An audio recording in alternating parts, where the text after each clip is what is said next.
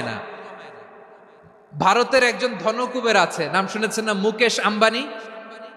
ওনার স্ত্রী নীতা আম্বানি, আমি একটা নিউজে দেখলাম যে তিনি গোল্ড ওয়াটার খেয়েছেন। এক বোতল গোল্ড ওয়াটারের দাম মোস্ট লাইকলি $60,000,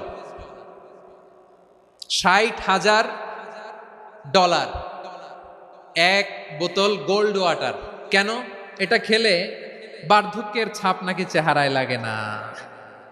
কিন্তু মানুষ যতই বয়স ধরে রাখতে চাক, এই দুনিয়ার জামিনে সে কি তার বয়স লুকাতে পারে?